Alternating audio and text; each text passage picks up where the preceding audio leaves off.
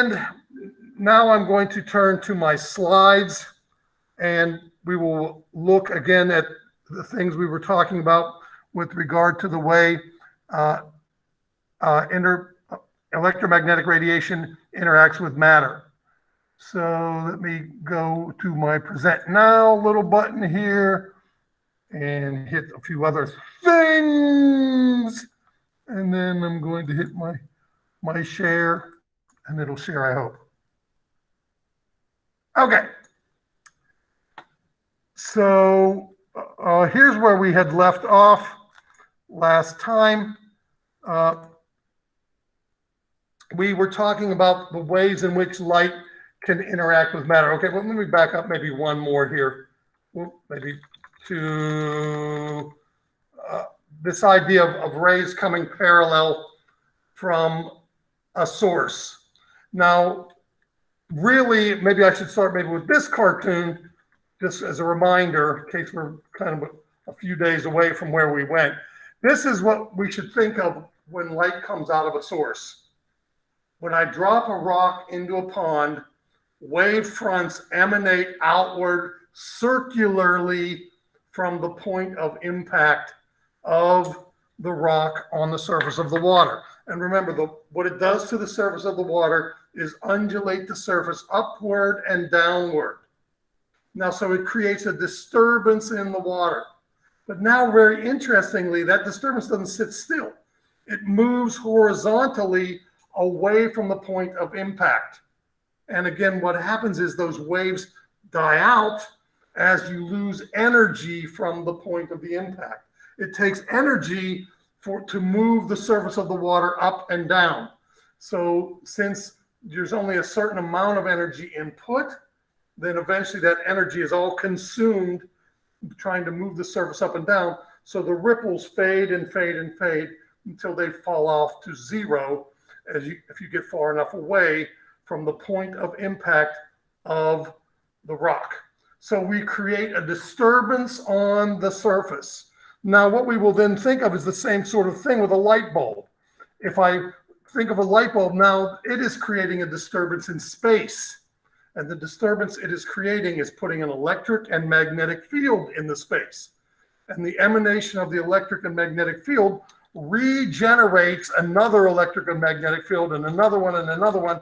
And just like for the rock, the light emanates outward radially in a complete circle of equal intensity anywhere from the light bulb. Now, again, what this means is if we stand in a circle around the light bulb and we are the same distance from the light bulb, you will see the same brightness of the light. You back up further, the light will seem less bright. You back up further, the light will seem less light. This is, again, of course, because the light is losing energy as it interacts with the matter that it is encountering. So it's the same kind of idea. It's creating a disturbance in the matter, and that disturbance that it creates in the matter, unlike pushing the water molecules up and down, now what it's doing is interacting with the electrons moving around the atoms that make up the molecules of the matter, and that takes energy away from the light, so that eventually, if you are far enough from the source, you don't see the light anymore because it's all absorbed far enough away. So that's why at night, a flashlight looks dimmer and dimmer the further away you are from it. And eventually, if you get far enough away, you will no longer see that light coming off of the flashlight. Now, what we typically do, though, is we put straight lines that are perpendicular to the surface of all these circles. Notice if you go to the innermost circles or the outermost circle, this straight line emanating from the light bulb is perpendicular, makes a 90-degree angle to the surface of the circle that it touches all the way around. Kind of like looks like a bunch of spokes from a wheel, and these spokes are all perpendicular to the wheel surfaces when it strikes the wheel surfaces. Now, in geometry, you call an object which starts at a point and then goes to infinity, you call that a ray. And so we use the word light ray, meaning it starts at a point and then goes from there technically as far as it can to infinity, but because it's encountering matter and the matter is absorbing its energy, it will eventually die out. So notice how the spokes are in tight, close to the light bulb, and then as you get further away, they spread further and further. This is some kind of indication of the intensity of the light you would see. When you're in close, where the spokes are close, you're going to have a bright intensity that you would discern if you were standing on one of those inner circles. If you're standing on a further out circle, the spokes are getting further and further apart, and eventually the intensity of the light falls off. Now, as you get really far away, these circles get so big that their edges begin to look flat. And this is much like you would see on the surface of the Earth, as I talked about. The Earth is really round. We all know that, except that one basketball player who claims he thought the Earth was flat. But since the Earth is round and it looks flat, it's just because the circumference of the Earth is so great that it just seems as if it's flat because it's just such a massive circle. Well, the same thing is going to be true from our light source. If you get far enough away, this circular edge begins to get flatter and flatter. And then that means that the rays that are coming out of that circular edge are no longer coming out of it like spokes, they're coming out of it like parallel lines. And that's what I'm showing here. Typically, we are going to represent light rays as parallel lines emanating from a distant source. So we think of the light rays coming from the sun in this fashion. Now, what I will tell you, and I mentioned this again last time, but let me do that again. Let me back up one more time. And I know we talked about most of these things already, but I think they're very important, and I want to make sure that they're clear to us. What we do to make a light beam, typically for our light sources, is we focus the light. Meaning, if you have a flashlight, I'm sure we've all seen, there's a mirrored surface behind the bulb.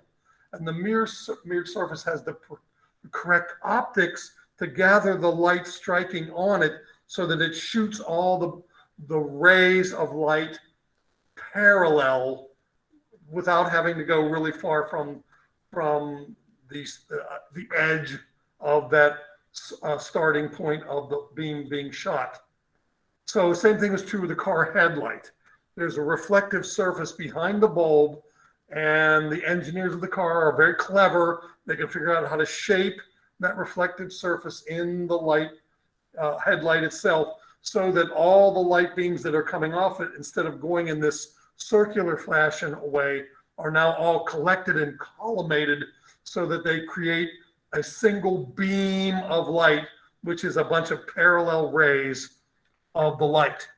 Okay, so then what we had been talking about are the various ways in which light can interact with matter.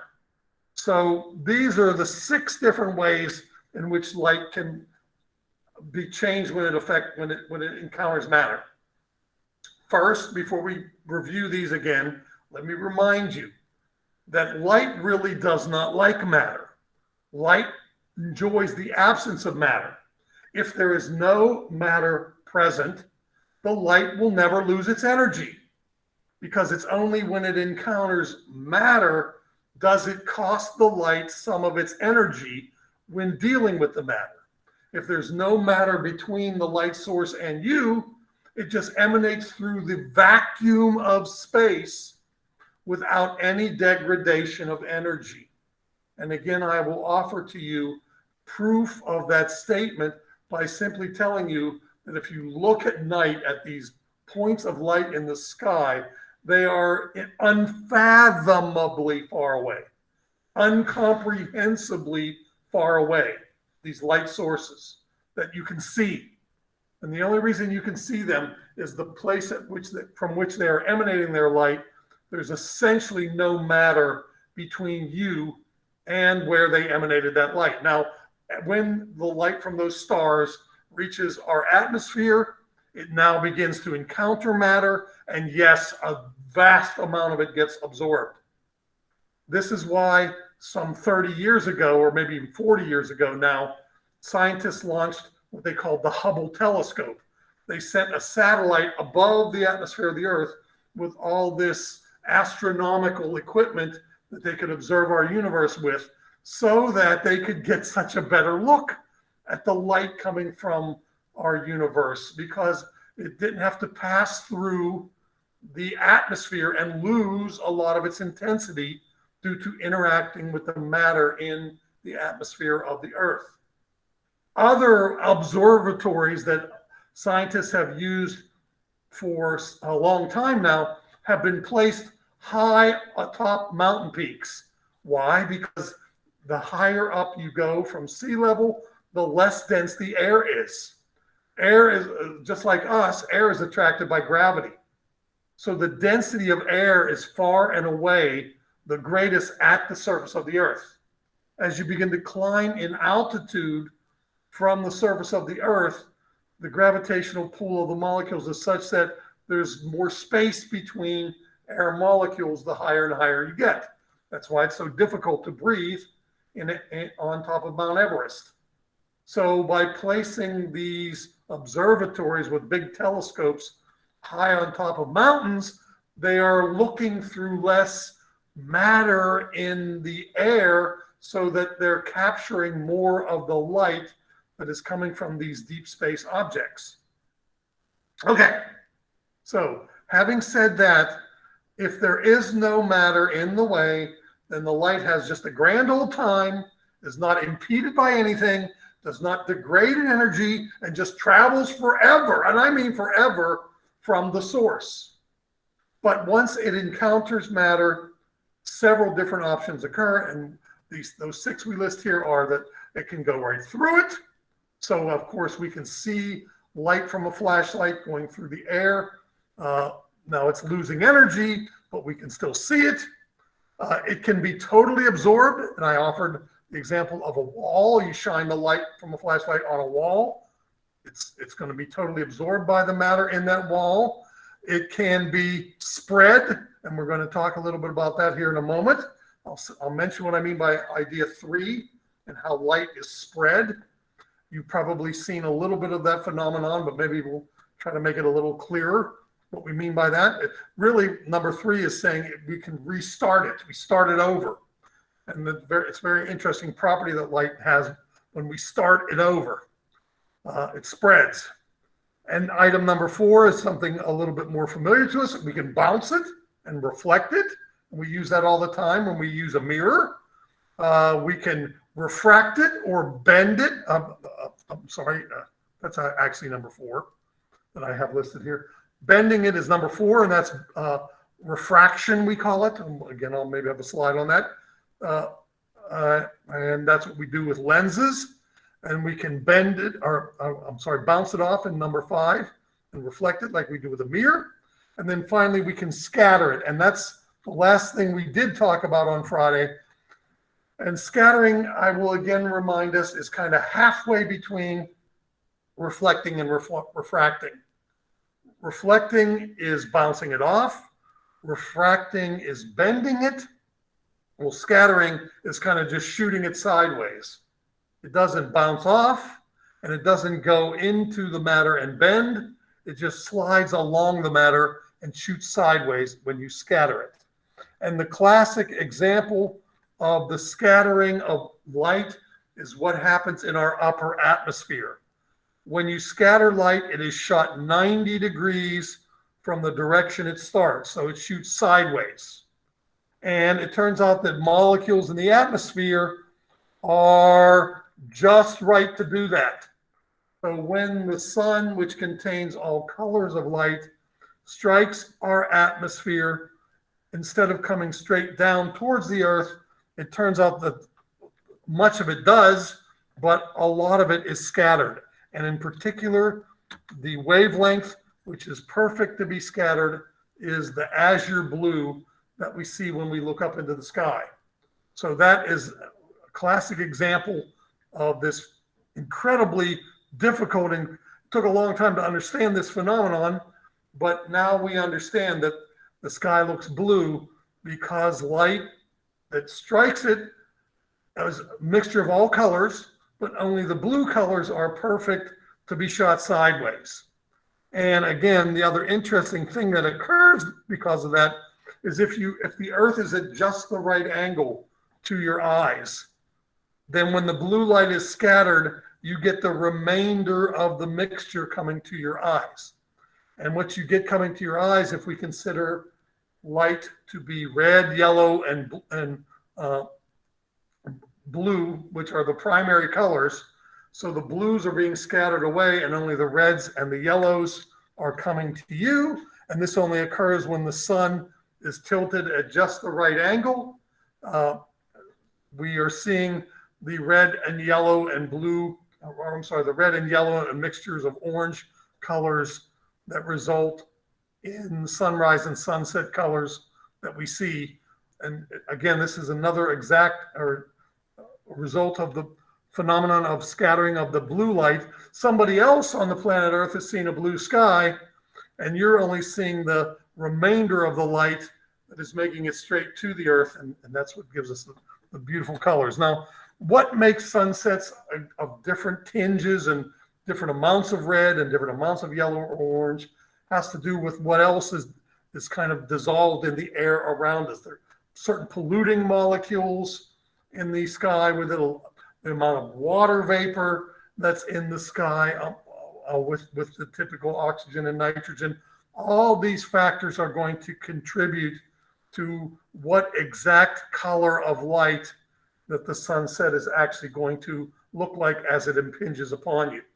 Okay, so this is just one example of what we note when light from the sky impinges upon matter. Now let's say something about what I said that I called the spreading of light. And the spreading of light is known as wave diffraction. Now again, this is a phenomenon that occurs when light hits matter. And what I want to point out to you is, first of all, not only when light hits matter do we see diffracting of waves, but also other types of waves that when they encounter matter will have this property of diffraction. In particular, this is noted when water waves strike matter, like rocks in a bay of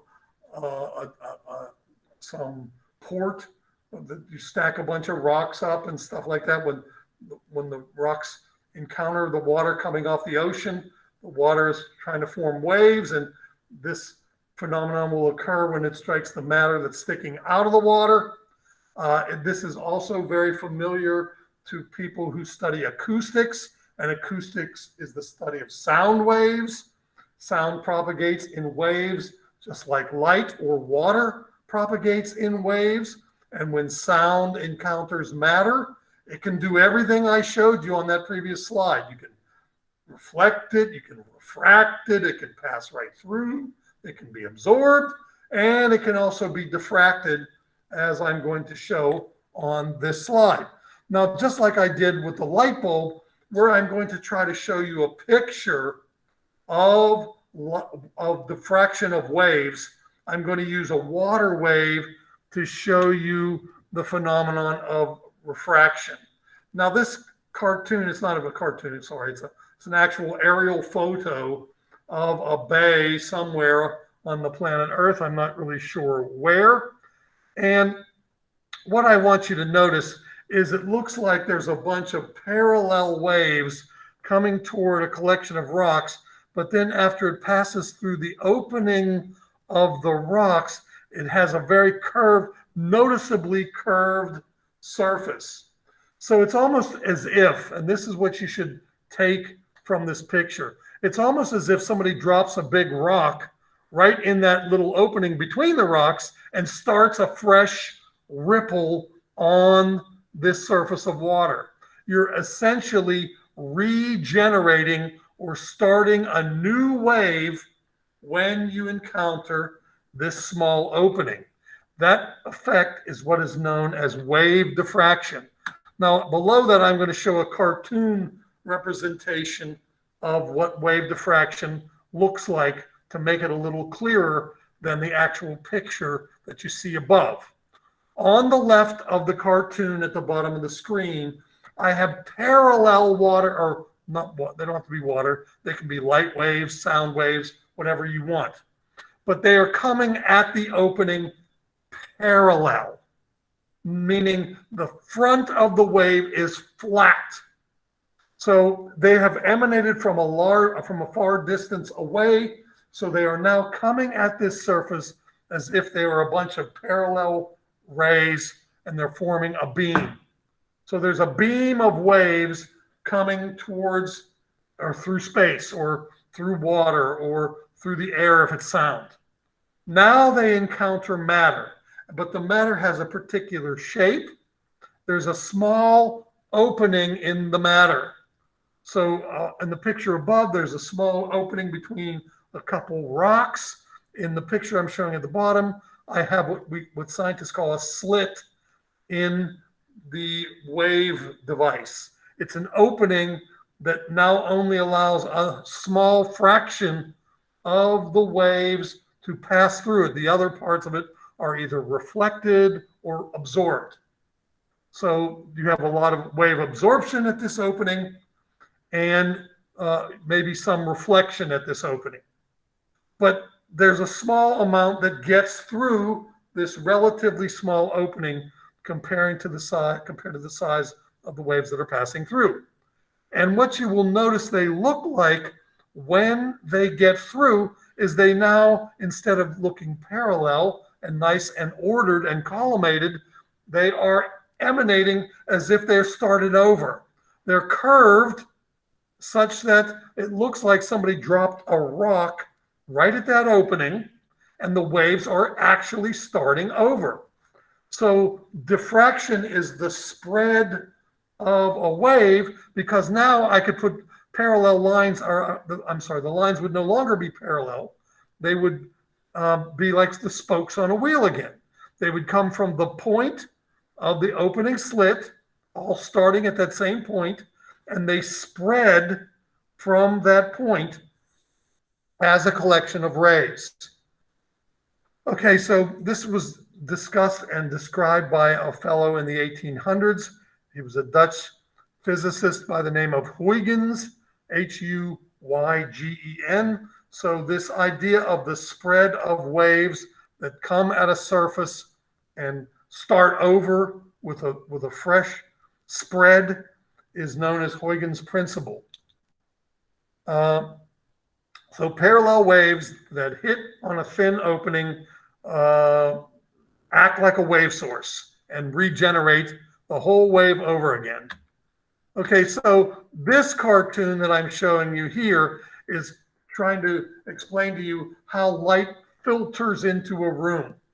So let's say I have a light bulb way down the hall, and the light, as it gets far enough away from the light bulb, the wave fronts, again, are now all such that the light rays are coming parallel from the light bulb way down the hall. So I have a bunch of lights that are sort of coming parallel, but now they encounter this opening and filter into the room. The opening acts like a start over point. So notice how I'm showing a bunch of curved surfaces at the starting point of the light bulb on the far left. And then I'm showing a bunch of curved surfaces at the point where the light rays start to spread into the room.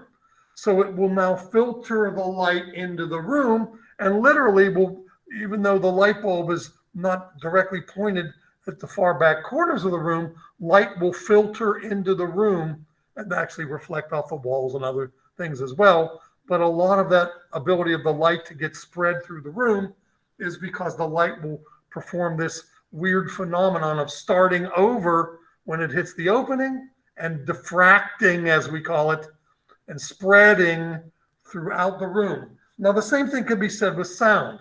If there's somebody down that hall and they make sound, eventually it'll travel down, straight down the hall in a parallel way through the hall. But when it hits the opening, it will spread and make its way throughout the room and then reflect off the walls so that other people can hear it in the room as well.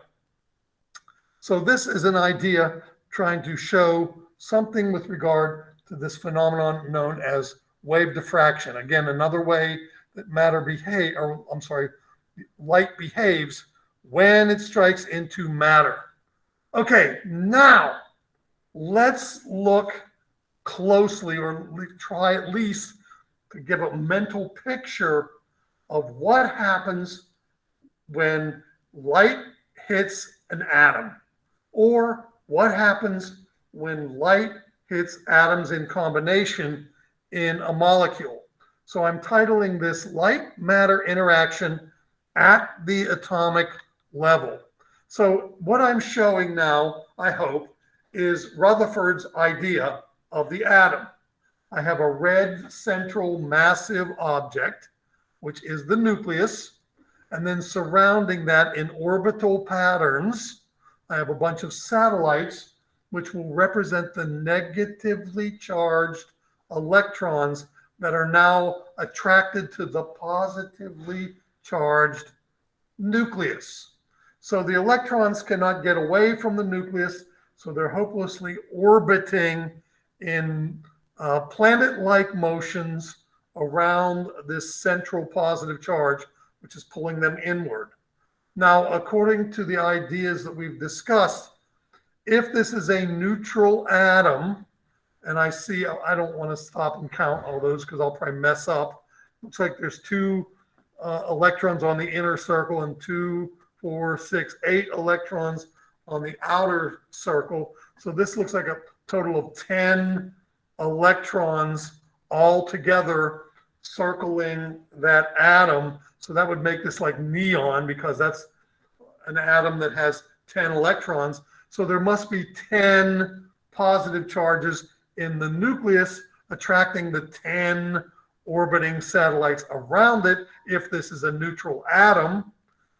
But be that as it may, we're assuming that the amount of positive charge in the red area is sufficient to hold the 10 negative charges in motion around that central positive charge. Now, again, maybe we should say, because it's only fair to say, Rutherford's idea wasn't really not correct, because if this was really happening, these electrons would begin to spiral and lose energy as they're trying to do these orbital motions, because they would radiate. Now, but for the idea of what we're talking about, this is a decent way of thinking about what the atom will look like. Okay, so I have a bunch of negative charges moving planetarily around the central nucleus. The moving charges make little radiation patterns. They make little electric and magnetic fields themselves. So if a light beam shines on this, and that's my cartoon trying to show a light beam coming towards this atom, now the light beam can interact with the charge in motion around the atom. What you should now think about is my earlier analogy of your kid sister on the swing. She has 0 energy when she's just sitting there on the swing because gravity is keeping her at the lowest point possible. When I come behind her and begin to impart energy into her, she can begin to move away from the 0 gravity point as I push upon her. Now, if I push just perfectly, I can stimulate her motion and actually put her into what I would call a higher energy state. So as long as I continue to push just perfectly, I feed her energy and she is no longer stationary. She moves smoothly and evenly at a regular repeating pattern as I apply the push. Now, the important thing is I must apply the push very rhythmically and has to be of the same, as we would call it, frequency. I push with the same frequency every time. What does that mean? A certain number of pushes per second would be the frequency of my pushing. And unless I push with the exact right frequency, I can't continue to keep her stimulated in motion as she swings back and forth. The same thing now is what we can think of for what happens when light encounters the electrons moving around the nucleus.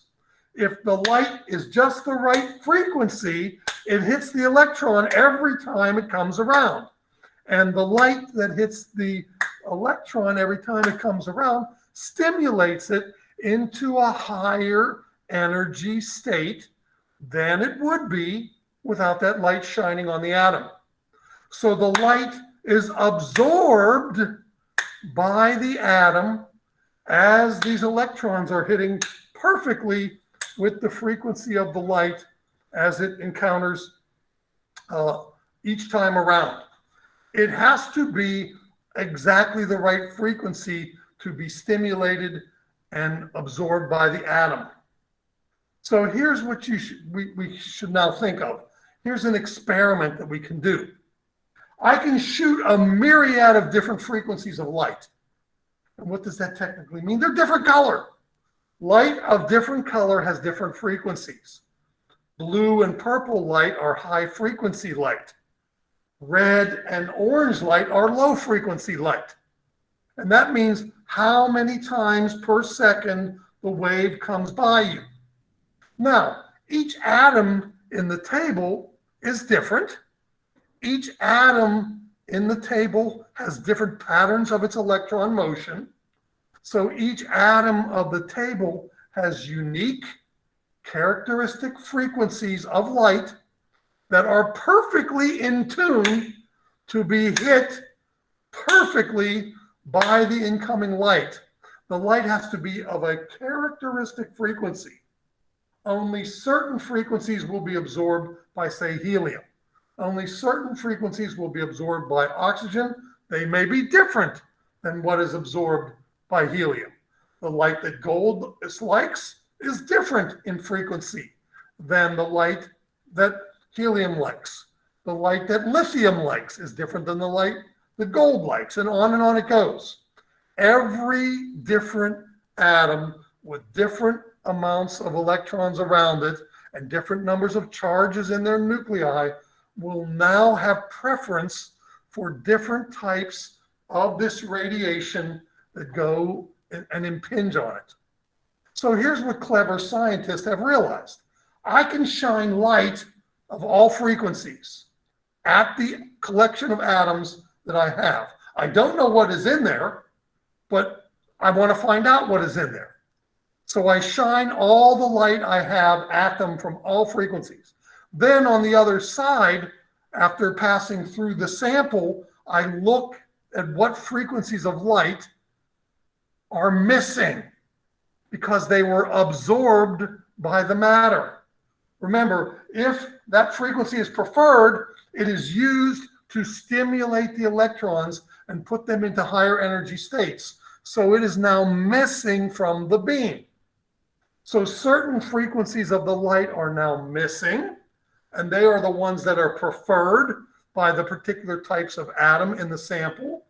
And then from some various experience, I know which frequencies helium likes, which frequencies gold likes, which frequencies oxygen likes, what frequencies carbon dioxide or water like for that matter. Doesn't have to be an atom, it could be a molecule. So I have a table that I look up, say, aha, this light is gone, there must be gold in there. Aha, this light is gone, there must be hydrogen in there, and so forth. So I have a way of understanding exactly what type of matter was in my particular sample based on which type of light is absorbed by the matter. Now, there's another really cool thing about this. What I can do is I can tell by how much light is absorbed.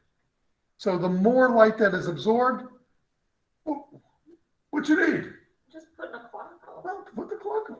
The more light that is absorbed tells me how many atoms in the sample are present during the absorption. So if I have only a little bit of the light removed, I know there are only a few atoms present during that absorption. If a whole bunch of that frequency of light is removed, I know there's a huge number of those particular molecules during that absorption. So the frequency of light that's absorbed tells me what is in the sample. The amount of that frequency that is absorbed tells me how many of those types of atoms were in that sample. So I get all kinds of good qualitative and quantitative information about what's in the sample. Okay, so let's take a look at the relationship between this and what we talked about in what we called quantum mechanics. If you remember, in quantum mechanics, what I said was that energy wasn't distributed in continuous bundles, but it was in stairs. So I can move up and up and up in definite, distinct energy levels only. I can't input any amount of energy I want, or I can't absorb or emit any amount of energy I want. There will only be certain amounts of energy to hop me from one level to another. So when an atom absorbs light, the electrons hop from a lower energy orbiting pattern around the nucleus to a higher energy orbiting pattern around the nucleus. As long as I keep that frequency of light on the atom, the electrons in that atom continue to stay in the higher energy level. Again, just like my kid sister, she's at 0 energy. Then when I start pushing her, she's at a higher energy. As long as I continue to push her, she remains at the higher energy. When I quit pushing her, she fades back down to her original low energy position. Now, analogy to the atom. No light shining on it, the electrons are in low energy positions. You shine the right frequency of light onto the atom, the electron goes to high energy position. As long as the light stays on the atom, it stays in that high energy position. And guess what? That kind of light is now gone because it's being absorbed by the electron to keep it in that high energy position. As soon as I turn that light off, the electron no longer has that light to stimulate it.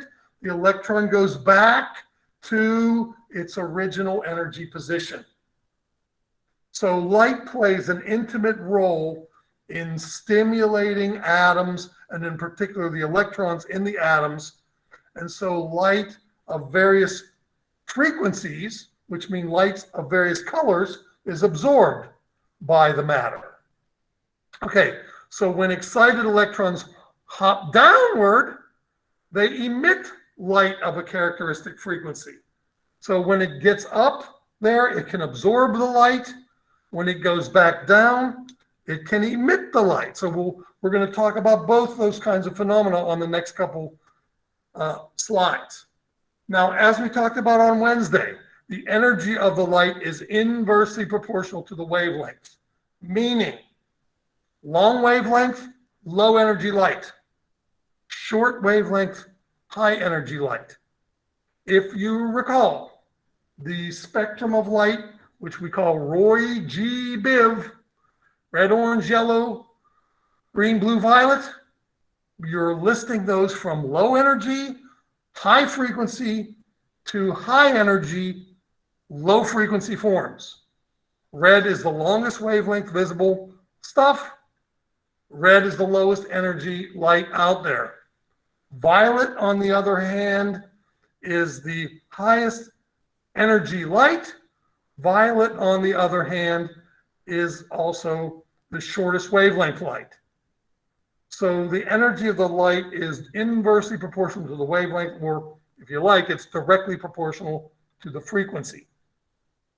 Okay, so here's a little cartoon showing you the connection between the wavelength and the energy. And I wouldn't be surprised if one of my little multiple guess questions that you're going to be answering for me in this unit has something like this, that you can, if I asked you, which is the highest energy form of light? Is it red? Is it orange? Is it yellow? Is it green? You should be able to come to the conclusion that at least in the visible region, that the violet light is the highest energy form of light. Okay. Now, let's talk about when we see the wonderful results that we see on the 4th of July. So on the 4th of July, what you are experiencing when you look at a fireworks display, you are experiencing light emission. The firework that is exploding is emitting visible light. It's giving off light. Now, we are not plugging in the fireworks. So the light that's emitting from the firework is different than, say, the light that's coming off of a light bulb. Although, of course, you should be aware, light bulbs are emitting light as well. I think that makes sense. But to have a light bulb emit light, you have to input electricity. And the electricity contains energy. When you input the electricity into the light bulb, we get light given off by the light bulb. So the electrical energy is being transferred into light energy in a light bulb. So what is going on when we see a firework? Because we didn't plug in the fireworks display, but what we did do is we packed it with a bunch of chemicals. And they put a little explosive charge in with those chemicals, and the explosive charge blows up and makes a nice sound. It goes ba-boom, and everybody goes ah or ooh. Usually you go ooh for the little ones, you go ah for the big ones. Ooh, ooh, ah, or something like that when the fireworks are exploding in the sky. Now, of course, the other thing that occurs when you see the explosion in the sky is all of a sudden you see a burst of color. So what is happening is that the firework manufacturer packed the chamber, the rocket, if you would call it that, because it's pretty much what it is, not only with an explosive charge, but also with some chemicals. And when that explosion occurs, the chemicals gain a lot of energy. Now, not from electricity, they gain energy from the explosion. So there's heat and all kinds of other stuff coming, and energy released in this explosion, and that energy is translated into the electrons in the atoms that make up the chemicals that are packed into the explosion. And now the electrons that are buzzing around the nuclei of those chemicals that were in the fireworks with extra energy. So the explosion not only makes a nice sound that we all like to hear on the 4th of July, it also puts a whole bunch of energy into the electrons of the atoms. Well, the electrons on the atoms don't like to stay stimulated.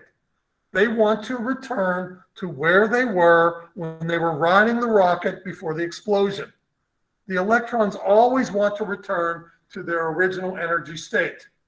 They will only remain in this excited energy state if the energy is continued to be fed to them. Just like my kid sister. She will remain in the excited position only as long as I continue to stimulate her motion. As soon as I quit, it dies out. So as soon as the energy quits being fed to these electrons, they want to go back to where they came. But they have to shed the excess energy they possess in order to get back from where they came.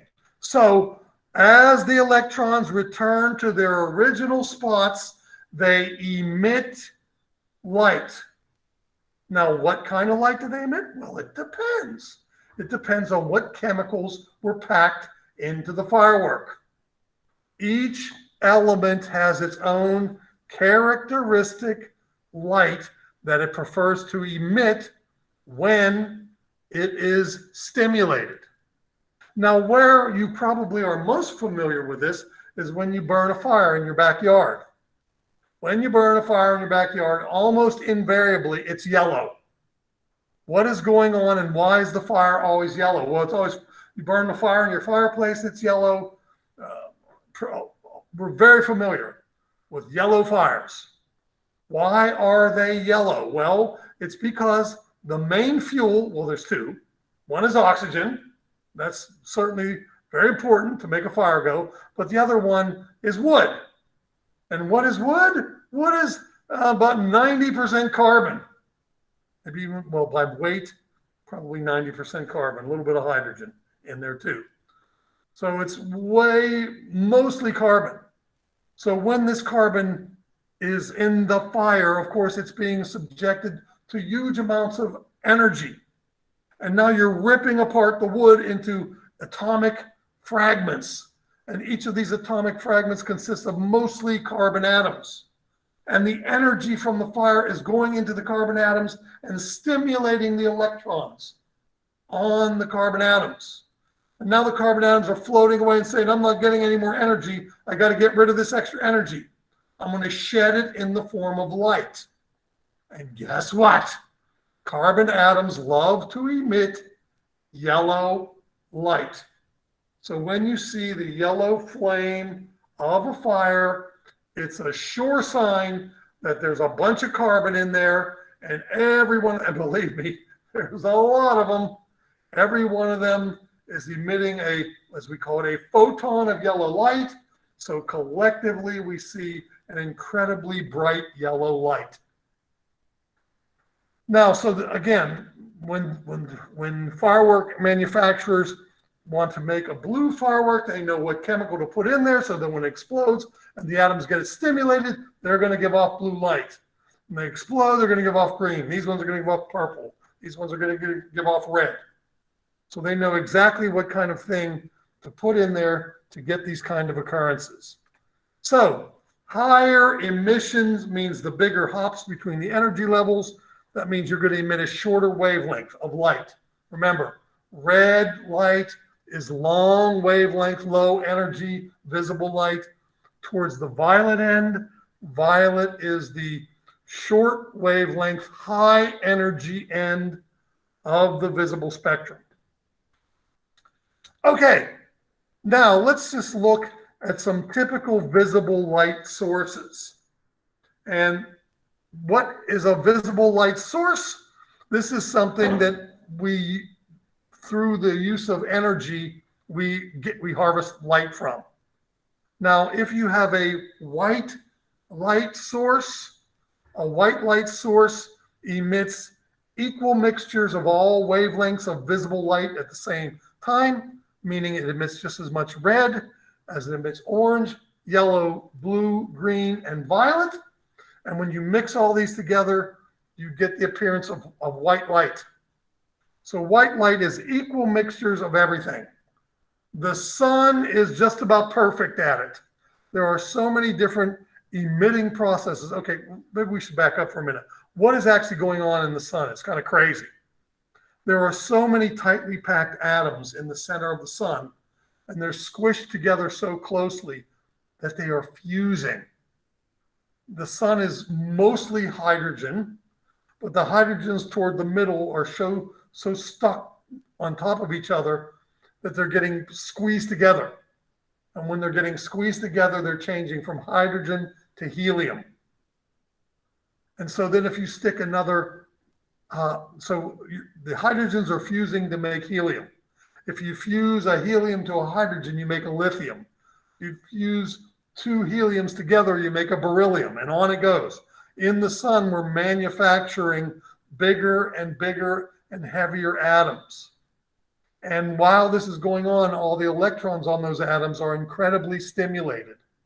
And there's so many different kinds of orbital patterns going on that they emit reds and yellows and oranges and blues and violets and greens. And so coming out of the sun, traveling at the equal speed from the sun, is essentially every possible emitted form of visible light from the stimulation of the electrons as all this craziness is going on in the sun. Now, I should also point out, not only is visible light coming, but so is infrared, so is UV, so is X-ray. All these things are flying crazily from the center of the sun, and eventually, after 8 minutes or so, they make it here to Earth. So not only do we have white light sources, of course, we have man-made sources like LED bulbs, incandescent bulbs, and fluorescent bulbs. Now, the, the LED bulbs are the way to go. Pretty much everything in the future is going to be an LED bulb.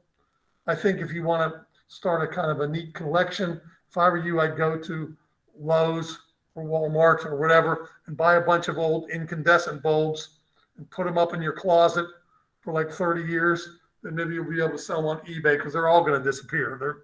There's not going to be any more old school, old fashioned light bulbs. They're gone. Why? They're very inefficient. They were a wonderful invention by Thomas Edison over 100 years ago, and they revolutionized the way Americans, and not only Americans, but people around the world lived in their homes and lit their homes at night, and cities were lit and all these other things. It was an incredible advance, but their time has passed. They just use too much energy to operate, and so they've been replaced by fluorescents or LEDs. Turns out that the fluorescents are kind of ugly. They're not pretty light. Why? Because they're missing some components. They don't emit all the colors mixed perfectly.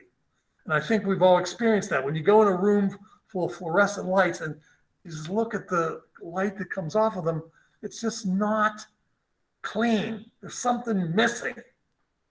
So fluorescents are going away as well. Now it's all LED light. LED light is formed by what's called a light emitting diode. This is electronically generated light, and it turns out we can get really clean mixtures from LED light sources. So they're low energy, cost effective, and nice, clean, pretty light.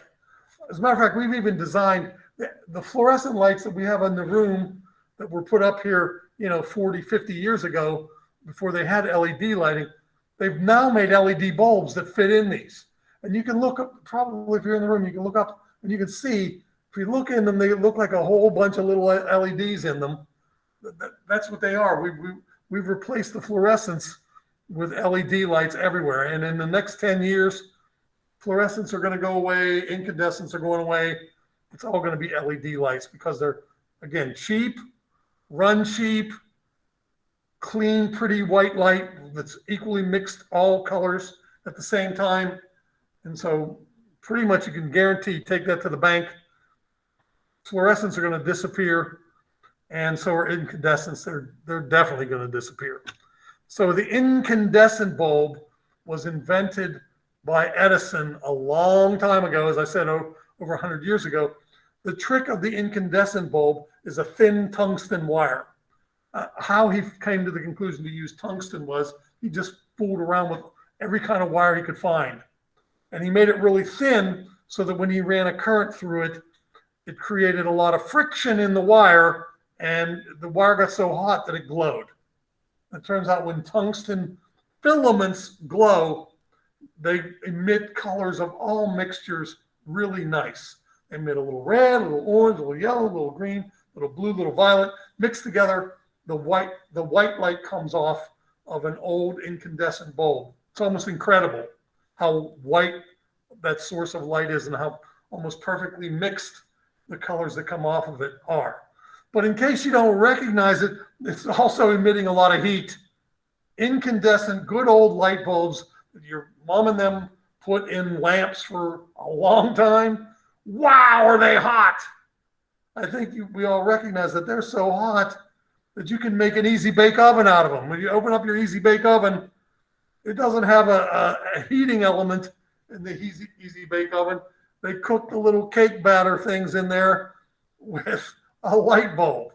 So light bulbs are very inefficient. The old Edison light bulbs, again, were great sources of white light, but a lot of the energy you're dumping into them is wasted because a lot of it goes into heat and not light. Fluorescents don't have that problem. They don't get hot. So most of the energy goes into light. It's just not clean light. Fluorescents are missing some certain components, and they look a little grayish or something because they're not perfect mixtures. So even though they save you a lot of energy, and that's why we use them for decades, they're not pretty. Now, the replacement nowadays, as I said, is LED. That's what we're going with. Okay, so now let's explain something that is really cool and very important to what we see. When we see an object like me, when you look at a painting, when you look at a red t-shirt, these are objects that are not emitting light. Okay, let's be really specific about this. Emitting light means it was a stimulated object that had extra energy in it that is glowing and sending light out. Like what? Like a flashlight. Flashlights emit light. A fire. A fire emits light. A light bulb. It emits light. The key to these three things I discussed is that energy is input into them and they glow and give off energy out. Now, on the other hand, a painting does not emit light. I do not emit light. A red t-shirt does not emit light. How can you tell? Well, turn the lights out. Turn the lights out. You aren't seeing these things. They do not give off their own light because they are not an emitting source of light. So then how can you see me? How can you see a painting? How can you see a red t-shirt? These objects all are reflecting light. Light is bouncing off of these objects from a source and impinging upon your receptacles in your face. So the emitters of light are things that are energetically stimulated to give off light, like a car headlight, like a glow stick. You pop the glow stick, the chemicals in the glow stick mix together, they make chemical energy that allows light to be emitted in the glow stick. Like a little battery operated flashlight. Energy from the chemicals in the battery feed to the light bulb and it emits. Everything else, all inanimate objects in particular, except for fireflies. Now, I should point out, I guess, no, they're not. Well, they're not. They're animated. Don't get me wrong. Those are live things, though, that emit light. Okay, so a firefly has chemical reactions in its butt, and it manages to spit out yellow light as a result of those chemical reactions. Those are the, there's some jellyfish that emit light as well, but there's not very many other living things that I can think of that are light emitters. And certainly any inanimate object is not a light emitter. They're all light reflectors. So the secret is a source impinges on the object. The light bounces off the object, comes to your detectors, and you see the object via reflection. Okay, now let's please be clear about that, because I'm sure somewhere down the line I'm going to ask us a question with regard to how do you see, from which type of process are you able to see objects.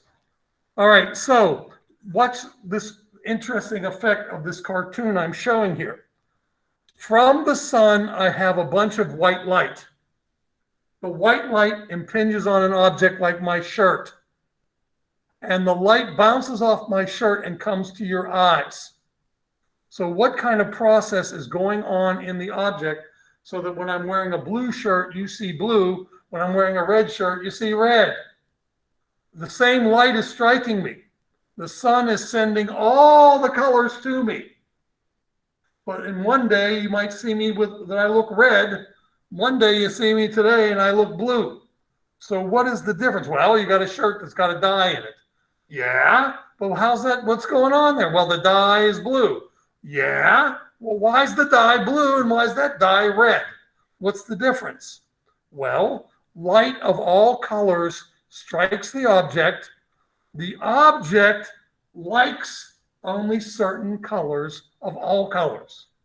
So all colors are hitting the object, but the atoms contain electrons in orbits that are perfect to absorb certain frequencies or wavelengths of the light.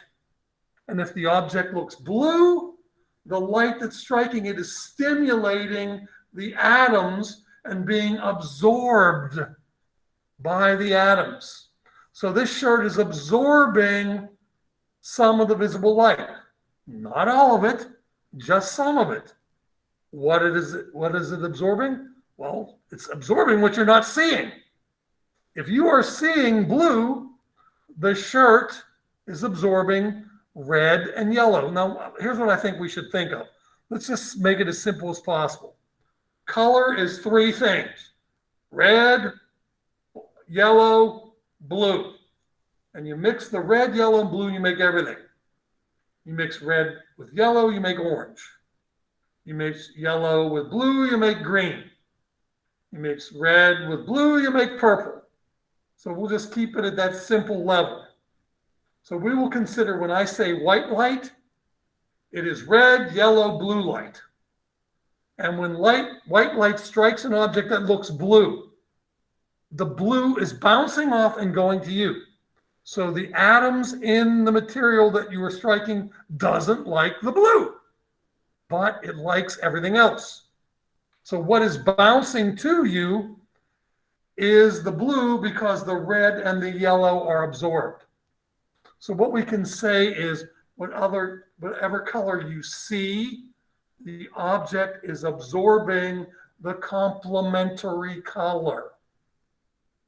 So, for instance, when the sun strikes an object which appears green, all colors are striking the object.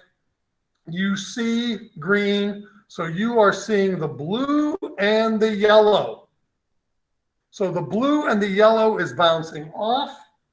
If the object looks green, it is absorbing red.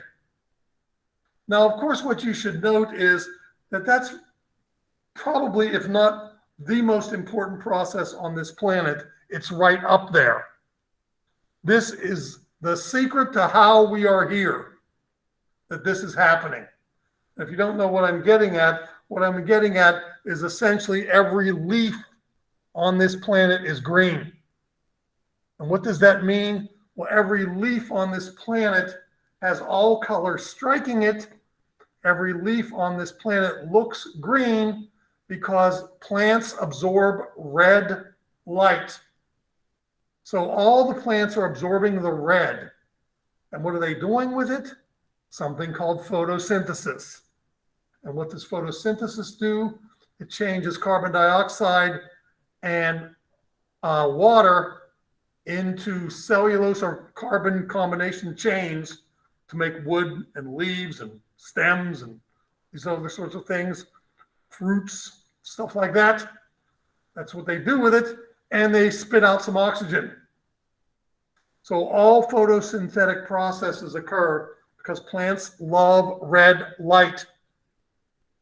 Now, just as a point of interest, though, we should stop and think. Now, Mother Nature is clever, very clever. And I would think, if I was a betting person, that Mother Nature would maximize the energy that she's getting. So what I talked about with you earlier is the color of light is tied to the energy of the light. And I said now that plants are absorbing red. But red is long wavelength, low energy light. And Mother Nature has selectively decided, and believe me, it has had 1 billion years to figure this out. Nature has decided in over 1 billion years that it would prefer red light absorbing by the plants in order to carry out the very important photosynthetic process. If I were a betting person, I would say if nature has that long to figure it out, it's not going to absorb the lowest energy light. It's going to absorb the higher energy light. So why, oh why, has nature decided that we should absorb, or not we, plants should absorb red light in order to make photosynthesis happen? Well, turns out there's two good reasons. Reason number one, if you look at the output spectrum of the sun, the maximum type of radiation emitted by the sun, it's in the redder area. Now, it does emit the blue, and it emits the violet, and it emits all the greens, and all those things, yes. But most, or the most familiar color that it does emit is in the red. That's reason number one. But another incredibly important reason why plants like red. Red penetrates the best into matter. The longer the wavelength, the deeper the penetration into matter that wave can make. So long wavelength stuff can go deeper into matter before it's all absorbed. Okay, so remember, there's this idea of interacting with the matter around you. And after you interact with enough matter, you lose enough energy, you can't go any further. Well, it turns out red light can get deepest into a leaf. So the chlorophyll can be deeper in the leaf, doesn't have to all be at the surface. So there can be cells way deeper into the leaf that will still be stimulated by red light so that they can still undergo photosynthesis. Now, what I would also say is that there's evidence that we can gather that proves to us that the low frequency goes the furthest. How? What do you, when you see a car driving by with the fancy speakers in it, what do you hear? It's all about that bass, about that bass, about that bass. You hear the bass because the bass travels through the air the furthest. If there's a football field way far away from you and you're kind of walking around at night, you can hear in the distance, you can hear stuff coming from the game. You don't hear the trumpets or anything. You hear the drums and you hear the low tones because those travel the furthest. So it's the same thing with sound as it is with light. The low frequency stuff goes the furthest. So the red light goes the furthest into the leaf. So nature has decided over time to take the red light and to get the maximum penetration into the leaf. Okay, now what happens when an object appears black? Well, again, all colors are impinging on the object, and black is the absence of color. All colors are being absorbed by the black object so that no color is coming to the eye. So when objects appear black, you're getting complete absorption of all the visible colors. And I think I might have, I thought I had one for white. Okay, this is just kind of a summary. When objects, and please, I want you to recognize this from when we do our little assessment. Please think of three colors: red, yellow, blue. And please think of the fact that when you mix red with yellow, you get orange. When you mix yellow with blue, you get green. When you mix blue with red, you get purple. So that'll be pretty much the extent of how we'll think of this. So if an object looks purple, it's bouncing the red and the blue to you. So it's sucking up the yellow light.